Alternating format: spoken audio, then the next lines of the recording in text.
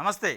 ఈరోజు న్యూస్ అనాలిసిస్‌లో ముందుగా ఆంధ్రప్రభ పేపర్ చూద్దాం. ఆంధ్రప్రభలో ఎక్కడ రైతు భరోసా గురించి ఒక వార్త ఇచ్చిండు. అది 10 రోజుల్లో రైతు భరోసా అట.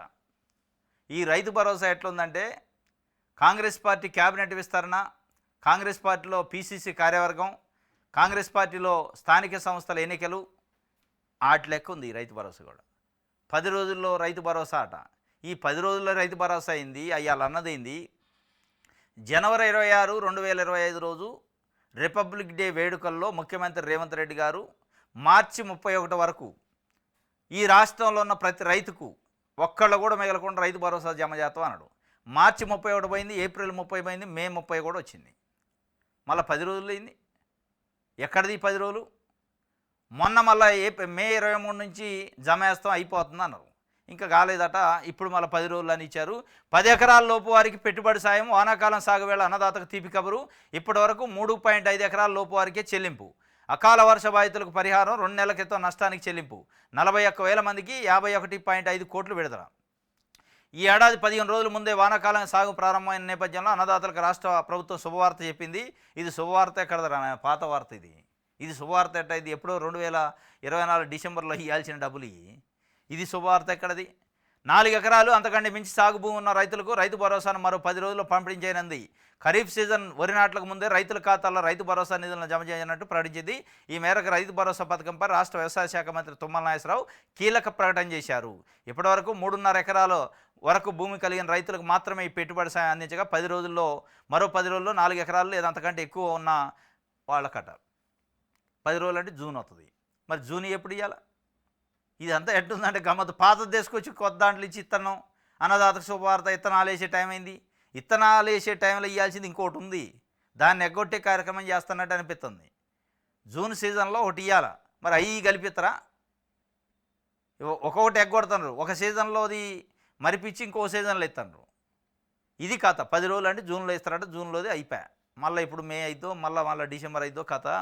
మొత్తానికి అయితే 10 రోజులు వస్తాయంట. అది వచ్చిన రోజు చూసుకోవటం తప్ప ఇక మనం. కాంగ్రెస్ వర్గాల రహస్య భేటీ అట. రంగంలోకి మీనాక్షి, ఎమ్మెల్యేలు సీనియర్లతో వరుస భేటీలు, సామాజిక వర్గాలుగా ఏర్పడిన డిమాండ్లు. నేడు ఢిల్లీలో అధిష్టానంతో మాదిగ ఎమ్మెల్యేలు సమావేశం. కాంగ్రెస్లో వర్గాలు రహస్య భేటీ అవుతున్నాయంటే మొన్న మాదిగ ఎమ్మెల్యేలు కొంతమంది కవంపల్లి సత్యనారాయణ ఎమ్మెల్యే ఆధ్వర్యంలో మందుల సామీలు వీళ్ళంతా సమావేశమయ్యారు. లక్ష్మీకాంతరావు వీళ్ళంతా సమావేశమై మా మాదిగలకి తప్పనిసరి క్యాబినెట్లో చోటు ఇవ్వాలంటే ఆమె రమ్మందా, ఢిల్లీ రండి మీరు ఆడ కూర్చొని ఈ వర్గాల మీటింగులు కాదని చెప్పి. ఇవాళ ఢిల్లీ పోయి మాట్లాడతారట. మాట్లాడేది కానీ తెలిసింది కథ ఏందనేది. ఇస్తారా ఏంది, ఎక్కువ చేస్తానని తిట్టి పంపిస్తారా అనేది. ఇది ఆంధ్రప్రభ. సాక్షి చూద్దాం. యంగ్ ఇండియా నా బ్రాండు, మీరే నా అంబాసిడర్లు. గురుకుల విద్యార్థుల ప్రతిభా పురస్కారాల ప్రదానంలో సీఎం రేవంత్ రెడ్డి అంటాడు, యంగ్ ఇండియా నా బ్రాండ్ అట, మీరే నా అంబాసిడర్లు అట. గురుకుల విద్యార్థుల ప్రతిభా పురస్కారాలు వచ్చినాయి. వాళ్ళు ప్రతిభ వస్తే ఆయన పురస్కారాలు ఇచ్చిండు.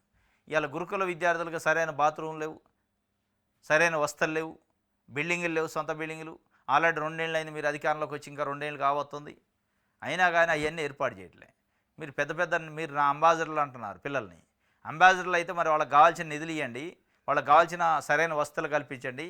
గురుకుల విద్యా సంస్థల్లో ఎంత కాదనుకున్నా కేసీఆర్ పెట్టినప్పుడు చాలామంది పేరెంట్స్ గురుకులాల్లో సీటు కావాలని గురుకులాల్లో జాయిన్ చేయించాలి, మంచి నాణ్యత ఉందట అనుకుంటారు. ఇప్పుడు ఆ నాణ్యత కొద్ది కనుమరుగవుతుంది. దాన్ని పట్టించుకోవాలి. విద్యాశాఖ మంత్రి లేడు, ముఖ్యమంత్రి విద్యాశాఖ మంత్రి. దానిపైన సమీక్ష చేసి గురుకులాలను స్ట్రెంథెన్ చేయండి. ఫస్ట్ దానికి కావాల్సిన బడ్జెట్ ఇవ్వండి. బడ్జెట్ లేదు, మను లేదు, తినడానికి తిండి లేదు, పలకాలు లేవు, బుక్కులు లేవు, రూములు లేవు, బాత్రూములు లేవు. మళ్ళీ నువ్వు అంబాసిడర్లు అంటండి. యంగ్ ఇండియా నా అంబాసిడరు, నా కళ అంటండి, నా బ్రాండ్ అంటండి. ఆ బ్రాండ్కి ఇవ్వాలి కదా. కేసీఆర్ కాళేశ్వరం కసరత్తు చేస్తున్నాడు. జూన్ 5న విచారణ కమిషన్ ముందుకు బీఆర్ఎస్ అధినేత. ఎర్రవేలి నివాసంలో మాజీ మంత్రి హరీష్ రావు తదితరుల సుదీర్ఘ భేటీ. ఇప్పటివరకు జరిగిన విచారణ తీరు, తెన్నులపై కేసీఆర్ సమీక్ష, వినిపించాల్సిన వాదనలు, ఇవ్వాల్సిన వివరణపై చర్చలు. విచారణకు వెళ్లకముందే మీడియాకు హరీష్ పవర్ పాయింట్ ప్రజెంటేషన్ ఇస్తారట. మొత్తానికి కేసీఆర్ కాళేశ్వరం పైన కసరత్తు చేస్తున్నాడట. కాళేశ్వరం కట్టినప్పుడు కసరత్తు చేస్తున్నాడు, దానిపైన విచారణ కూడా కసరత్తు చేయాల్సి వచ్చింది పాపం ఆయనకి. కట్టినప్పుడు కూడా ఆయనే కసరత్తు చేసిండు. ఎట్లా ఏం కథ అయ్యిందని. నేను తలలో బుర్రల బద్దలు కొట్టుకున్నాను, మళ్ళీ ఇవాళ బుర్ర బద్దలు కొట్టుకోవాల్సి వస్తుంది. ఏడ ఏ రాయి వేసినా, ఏ కథ, ఏడైన డబ్బులు పెట్టినా, ఏ పిల్లలకి ఎంత ఖర్చు అయింది, మరి దాంట్లో ఎవడికి ఎంత కమిషన్లు పోయినాయి ఏం కథ ఇదంతా ఎట చెప్పాలి ఆడ సమానం మిగతా ముందు నాకంటే ముందు పోయిన వాళ్ళు ఏం చెప్పారు నేను అదే చెప్పాలన్నా వేరే చెప్పాలన్నా అని ఆలోచన చేస్తున్నట్టే కసరత్తు. మన ప్రత్యర్థి బీఆర్ఎస్ బీజేపీనా అని డైరెక్ట్గా అడిగింది కాంగ్రెస్ పార్టీ తెలంగాణ కాంగ్రెస్ నాయకుల్ని. అసలు మన ప్రత్యర్థి ఎవడురా నాయన బీజేపీ బీఆర్ఎస్ఆ ఎవడిని ఎవడు తిడుతుండో ఏం కథ అనేది ఆమెకు అర్థం కాక మీనాక్షి నటరాజను ఎవరో ఫస్ట్ అది క్లారిటీ చేసుకోండి అన్నది. సంక్షేమ పథకాల ప్రచారం ఎలా ఉంది ప్రజలు ఏమంటున్నారు? కార్యకర్తల మూడేంటి ఎమ్మెల్యేలకు రాష్ట్ర ఇన్ఛార్జి మీనాక్షి ప్రశ్నల వర్షం కురిపించిందట. తెలంగాణలో ఏం జరుగుతుంది, కాంగ్రెస్ పార్టీలో తాజా పరిణామాలేంటి అని ఆ పార్టీ ఎమ్మెల్యేలు గత అసెంబ్లీ ఎన్నికల్లో పోటీ చేసిన కాంగ్రెస్ అభ్యర్థులను రాష్ట్ర కాంగ్రెస్ వ్యవహారాల ఇన్ఛార్జి మీనాక్షి నటరాజన్ ఆరాధించారు. బుధవారం ఆమె 7 పార్లమెంట్ నియోజకవర్గాలకు చెందిన నేతలతో ముఖాముఖి సమావేశం హైదరాబాద్లోని న్యూ ఎమ్మెల్యే క్వార్టర్స్లో ఆదిలాబాదు, పెద్దపల్లి, కరీంనగర్, నిజామాబాద్, జైరాబాద్, మెదక్, మల్కాజ్గిరి లోక్సభ నియోజకవర్గాలకు చెందిన పార్టీ ఎమ్మెల్యే అభ్యర్థులతో విడివిడిగా సమావేశమయ్యారు. క్షేత్రస్థాయిలో పార్టీ పరిస్థితి ఏంటని కార్యకర్తలను అడిగారు. మీరు ఇది అడగాల్సింది. మీరు నిజంగానే సంక్షేమ పథకాల ప్రచారం ఎలా అయింది ప్రజలు ఏమంటున్నారంటే మీరు ఏం చేయాలంటే సింపుల్ లాజిక్ ఏం లేదు దీంట్లో. ఎమ్మెల్యేలు పెద్దపల్లి ఈ పార్లమెంట్ కాన్స్టిట్యున్సీలు అవసరం లేదు. డైరెక్ట్గా మీరు ఎట్లా ఉన్నారో అట్లా పోండి. ఎట్లాగా ఉచిత బస్సు ప్రయాణం ఉందిగా ఆడ నుంచి మొదలు పెట్టండి, బస్సు ఎక్కండి. సింపుల్, ఏ గన్మేన్ అవసరం. మిమ్మల్ని ఎవరు ఏమన్నారు తెలంగాణలో ఎక్కి తిరగండి. ఒక జిల్లా 2 జిల్లాలు పొండి, ఏమన్నా పల్లెటూరులో దిగండి. ఏందమ్మా పరిస్థితి అని ఒక మంచినీళ్ళు తాగి మజ్జిగ తాగి వాళ్ళతో మాట్లాడండి, మంచిగా చెప్తారు నీకు సమాధానం. ఎట్లుంది కథ అని చెప్తారు. వృద్ధులు కానించి మొదలు పెడతారు. బస్సు ఎక్కాక బస్సులో ఉచిత బస్సు ప్రయాణం చేసేటోళ్ళు చెప్తారు ఆ ఫీడ్బ్యాక్. దాని తర్వాత మీరు రచ్చబండ కాడికి పోతే ముసలమ్మ కోళ్ళు వికలాంగులు ఆడ కూర్చొని ఉంటారు. ఏంది మీ పెన్షన్ సంగతి ఏంటంటే చెప్తారు.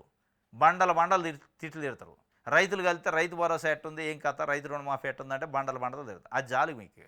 ఇక మీరు నాయకులను అడిగితే ఏం చెప్తారు, తెల్ల సొక్కాలు వేసుకుంటూ తెల్లగానే చెప్తారు. మస్తు ఉందండి, మస్తు, అసలు ఈ మళ్ళా గెలిపించడానికి రెడీగా ఉండరా అంటారు. కానీ అది కాదు మీరు చేయాల్సింది. మీరు అక్కడ పోండి. ఏ ప్రజల గురించి అయితే అడుగుతున్నారో ప్రజలు ఏమనుకుంటున్నారో ఆ ప్రజలను కలవండి. మీరు కలవచ్చు, మీకు అర్హత ఉంది. ఇప్పుడు గన్మెన్లు అడావుడు ఉన్నోళ్ళు అయితే కలిస్తే ఇంక మళ్ళీ ఆడ కరెక్ట్ రాదు ఇన్ఫర్మేషన్ మీకు వస్తుంది. మీరు చాలా సింపుల్ సిటీ కాబట్టి మీరు అదే సింపుల్ సిటీతోని మీరు బస్సు ఎక్కండి. ఉచిత బస్సు ఎక్కి మీరు టికెట్ తీసుకోవాలి. మీరు ఈ రాష్ట్రానికి సంబంధించిన వాళ్ళు కాదు కాబట్టి మీకు టికెట్ ఉంటుంది అనుకోండి. మీరు టికెట్ తీసుకొని ఎక్కండి. ఎక్కి ఆడ నుంచి మాట్లాడుకుంటే ఏదో ఒక ఊర్లో దిగండి, మళ్ళీ ఆడ నుంచి ఇంకొక ఊరు ఎక్కండి. ఎక్కితే చాలు, ఇక ఎక్కడ ఒకరోజు చాలు మీకు మొత్తం ఫీడ్బ్యాక్ తెలుసు. తెలంగాణ మొత్తం ఏమనుకుంటున్నారు అనేది, అన్నం మొత్తం ఉడికిందా లేదా, అన్నం మొత్తం పట్టుకోవాల్సిన ఒక మెతుకు పట్టుకుంటే చాలు తెలిసిద్ది.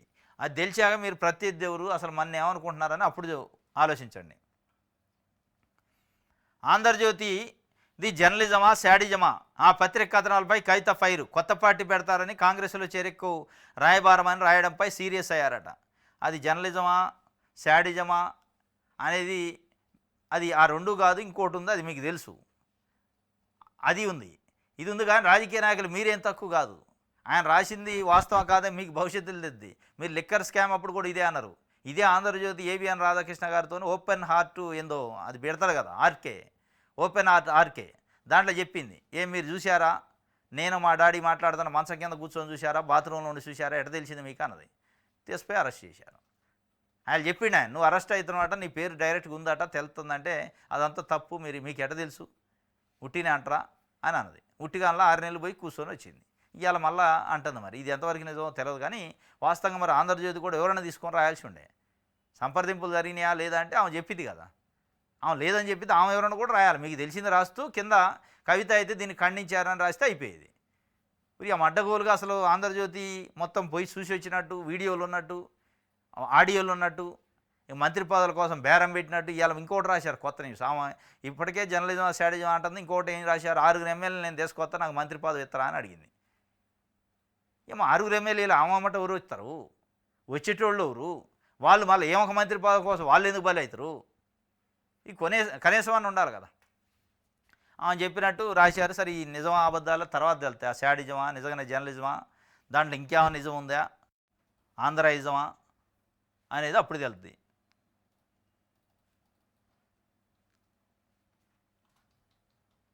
రైట్, ఆదాబ్ హైదరాబాద్ చూద్దాం. ఇది ఓపెన్ కాదండి. నారాయణ విద్యా సంస్థలకు ప్రభుత్వం ఊడిగం చేస్తుందా అనే అనిపిస్తుంది. నారాయణ విద్యా సంస్థలకు ప్రభుత్వం ఊడిగం చేస్తుందని ఇప్పుడు గుర్తొచ్చా. అది ఎప్పటి నుంచో చేస్తుంది ఇప్పుడేంది. అది ఎప్పుడైతే చంద్రబాబు నాయుడు గారు పార్టీలో ఆయన జాయిన్ అయ్యిండో, ఎప్పుడైతే 2014లో మంత్రి అయ్యిండో, ఎప్పుడైతే అంతకుముందు పార్టీలకి సందాలు ఇవ్వటం మొదలుపెట్టిండో అప్పటి నుంచి ఉడుగని చేస్తూనే ఉన్నాయి అన్ని పార్టీలు, అన్ని పత్రికలు. అన్ని పత్రికలు కాదు, అన్ని పార్టీలు, అన్ని ప్రభుత్వాలు. పత్రికలు కూడా కొన్ని చేస్తున్నాయి అనుకో, ఏది యాడ్లు. బ్రహ్మాండం బద్దలైంది, అఖండమైన విజయాలు అని వాళ్ళ గురించి పత్రికలు, టీవీ ఛానళ్ళు పెద్ద పెద్ద యాడ్లు వేసి లోపటే అసలు రాయరు. కొన్ని ఫలితాలు రాత్రం మిగతా అన్నీ చాలా అక్రమాలు జరిగితే రాయరు. ఇది ఆదాబ్ హైదరాబాద్ మరి త్యాగం చేసి రాసింది ఏందో కథ. మరి వాళ్ళని నిజంగా ఇది సీరియస్ తీసుకుంటాడా ఏంది?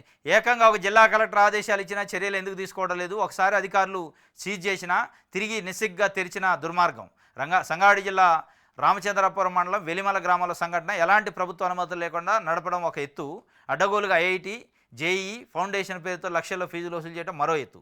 ఎవరి ప్రోద్బలంతో సీజ్ చేసిన పాఠశాలను తిరిగి తెరిపించారో తెలియాలి. ప్రభుత్వ గురుకులాలను అభివృద్ధి చేయాల్సిన ప్రభుత్వం వాటిని మూసేస్తూ కార్పొరేట్ కల్చర్ను ప్రోత్సహిస్తుందా? నారాయణ విద్యా సంస్థలపై తెలంగాణ ప్రభుత్వం దృష్టి సారించాలి. నాణ్యమైన విద్యను ప్రభుత్వ స్కూళ్ళు అందించాలంటున్న మేధావులు. వీళ్ళు మేధావులు అంటూనే ఉంటారు, వాళ్ళు చేసేది వాళ్ళు చేస్తూనే ఉంటారు. మేధావులు, ప్రజాస్వామ్యవాదులు, పేరెంట్స్ ప్రతి జూన్లో వస్తారు, మీటింగ్ పెడతారు. ప్రైవేట్ స్కూళ్ళను కట్టడి చేయాలి, ఫీజులు కట్టడి చేయాలంటే అవి కావు కట్టడి, ఇది బాగుద్ది. నారాయణ విద్యా సంస్థలని ఇవాళ ప్రభుత్వం మేనేజ్ చేయట్లేదు, ప్రభుత్వాన్నే నారాయణ విద్యా సంస్థలు మేనేజ్ చేస్తున్నాయి.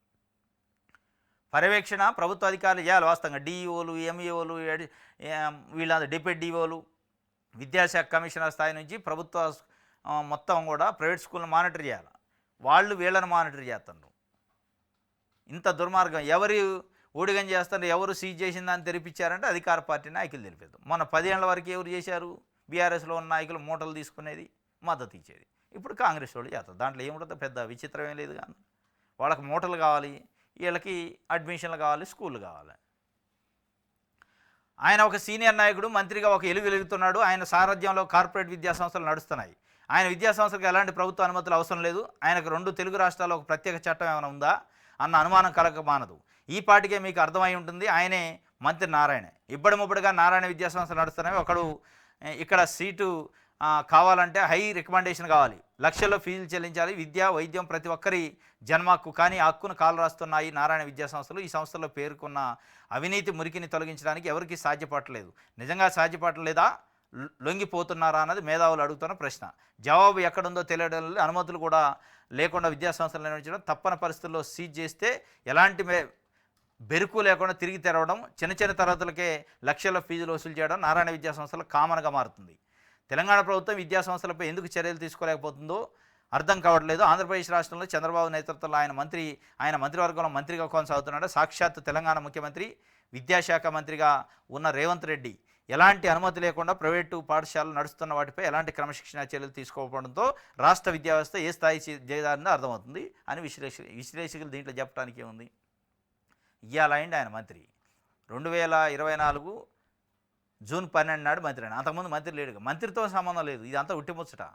నారాయణ విద్యా సంస్థల అధినేత నారాయణ మంత్రి అయినందువల్ల ఇవాళ సీజ్ చేసినవి తెరుచుకోవట్లే, వాళ్ళ మూటలు ముట్టడం వల్ల తెరుచుకుంటున్నాయి. ఈ మంత్రి ఉన్నా లేకపోయినా, ప్రతిపక్షంలో ఉన్నా, ఓడిపోయినా, నెల్లూరు నుంచి ఓడిపోయింది 2018-19 ఎన్నికల్లో. విద్యా సంస్థలు నడవలేదా? మంచి నడిచినాయి అద్భుతంగా. అవి నడుస్తూనే ఉంటాయి. మంత్రికి దానికి సంబంధం లేదు. ఈ మూటల బ్యాచ్ ఇది మూటల వ్యవహారం తప్ప నారాయణ విద్యా సంస్థలకి ఊడిగం చేస్తున్న ప్రభుత్వం అంటే ప్రభుత్వం చేస్తుంది, రాజకీయ పార్టీలు చేస్తున్నాయి, పత్రికలు చేస్తున్నాయి, టీవీ ఛానళ్ళు చేస్తున్నాయి. ఒక ప్రభుత్వమే కాదు, అందరు చేస్తున్నారు. ఎవరు చేయాల్సిన స్థాయిలో ఊడిగం వాళ్ళు చేస్తున్నారు, ఎవరికి ముట్టాల్సిన మూటలు వాళ్ళకు ముడుతున్నాయి. రైట్, మన తెలంగాణ చూద్దాం. బర్రెలు గొర్రెలు కాదు, విద్యకు పెద్ద పెట్టేస్తారట రేవంత్ రెడ్డి గారు. వేయాలి, కానీ వేయట్లేదుగా. విద్యకి పెద్ద పెట్టయితే నారాయణ విద్యా సంస్థలు ఆ స్థాయిలో ఎందుకు వస్తాయి? ప్రభుత్వానికి రావాలి కానీ విద్యా సంస్థలు. ఆ ఫీజులు ఏంది, ఆ కథ ఏంది, ఏడ పెద్ద పెట్టేశారు మీరు.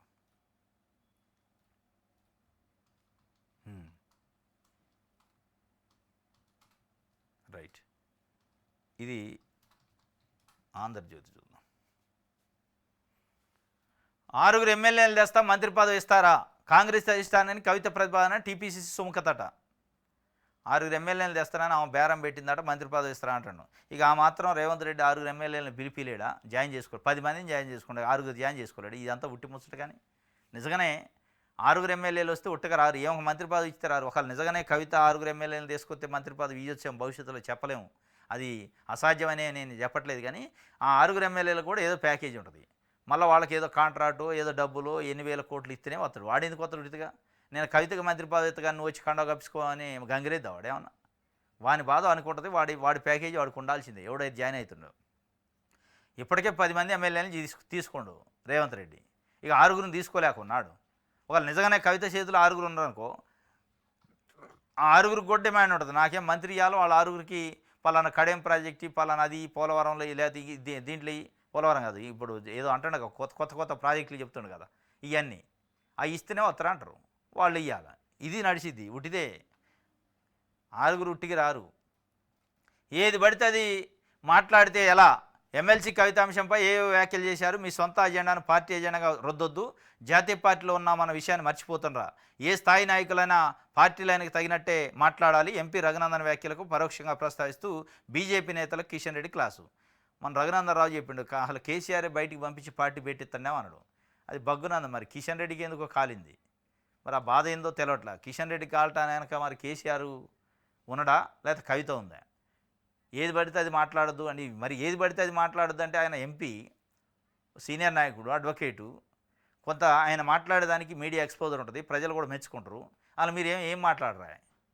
ఆయన అన్న ఏది పడితే అది మాట్లాడు. మీరు ఏది మాట్లాడరా? ఈ మొద్దోడ లెక్క అట్లా కూర్చుంటే కళ్ళు లేని కబోదు లెక్క కూర్చుంటారు. ఎవడన్నా రాజకీయ పార్టీ ఒక రాష్ట్రానికి అధ్యక్షుడు, కేంద్ర మంత్రి. మీరు ఇంత సీరియస్ ఇష్యూ నడుతుంటే రాష్ట్రంలో ఒక్కదానిపైన కూడా మాట్లాడవైతే. కాళేశ్వరం పైన ఇలా కేసీఆర్ని ఇన్వెస్టిగేషన్కి వెళ్తాను. ఏంది మీ స్టాండు? బీజేపీ స్టాండు జరిగిందా లేదా? అవినీతి జరగలేదా? లేదా కేసీఆర్ని కాంగ్రెస్ ప్రభుత్వం వేధిస్తుందో చెప్పాలి కదా. మీరు చెప్పరు. మీరు మళ్ళీ ఏది పడితే అది మాట్లాడుతుంటే అంటే మీరు ఎట్లయితే నోరు మూసుకొని కూర్చున్నా అందరు నోరు మూపించే కార్యక్రమం చేస్తారా? ఎవరిని తిట్టొద్దని ఎట్లా ఎదిగిద్ది పార్టీ? ఏదో ఒకటి మాట్లాడుతుంటేనే ప్రజల్లో ఒక చర్చ నడుతుంది రాజకీయాలలో. ఏదో ఒకటి అంటే రాజకీయాలు ప్రస్తుతం జరుగుతున్న రాజకీయ పరిణామాలు మాట్లాడకపోతే రాజకీయ నాయకుడు ఎట్టయితాడు, రాజకీయ పార్టీ ఎట్టయితుంది. ఏది పడితే అది మాట్లాడొద్దని క్లాసు బీకిండట. ఇది ఎక్కడ క్లాసు? దేనికోసం బీకిండు మరి ఆయన? మరి ఏం లోపాయకార ఒప్పందాలు ఉన్నాయో? వరి నాట్ల సమయానికి రైతు భరోసా. అత్యధిక ధాన్యం పండించే రాష్ట్రంగా తెలంగాణ. ఏ వరి నాట్లు ఆయన? ఎప్పటి? యాసంగి వరి నాట్ల, వానాకాలనియ? వానాకాలం వరి నాట్లకి రైతు భరోసా వద్ది. ఏ రైతు భరోసా వచ్చేది? యాసంగిది. 2024 యాసంగిది. ఇప్పుడు వానాకాలం పంటకు వద్దు. మరి ఈ వానాకాలం పంట రైతు భరోసా ఎప్పుడు రావాలా? మళ్ళీ యాసంఖ్య. ఇదే మనం చేసేది ఇందరమ్మ పాలన, ప్రజాపాలన. వరి నాట్ల కల్లా రైతు భరోసా వద్దా అంటుండు.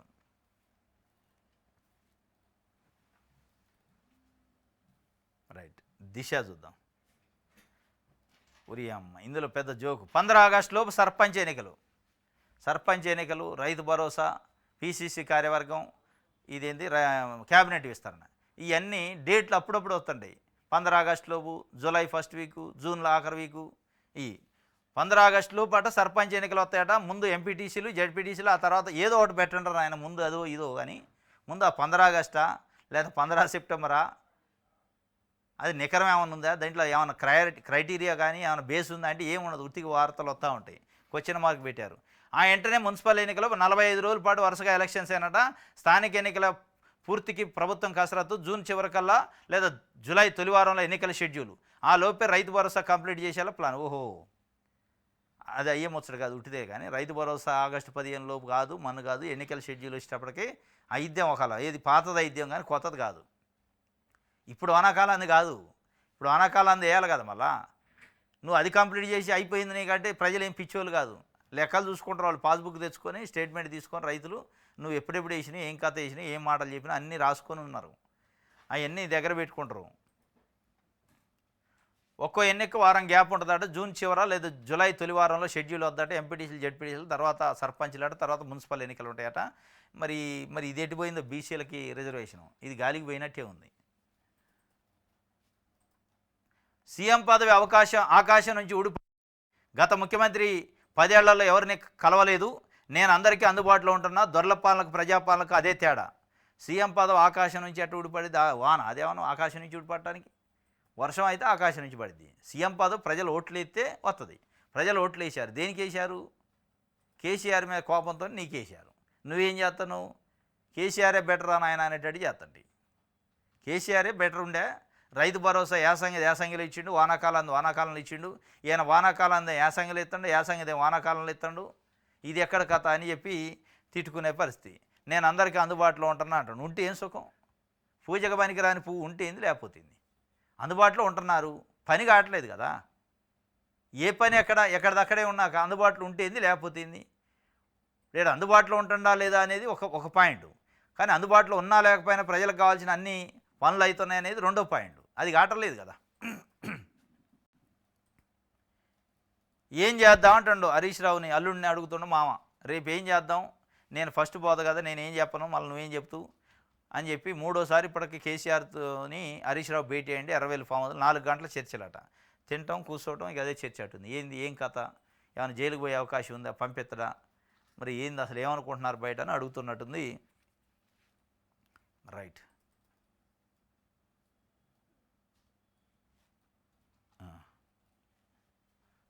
ఇది దిశ.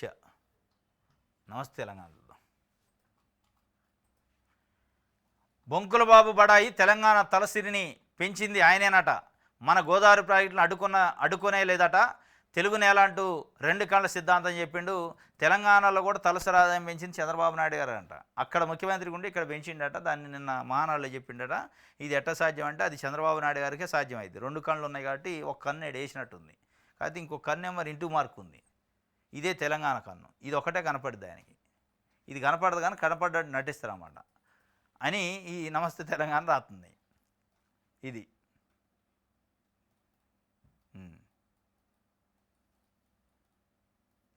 ఇది నమస్తే తెలంగాణ సంబంధించి.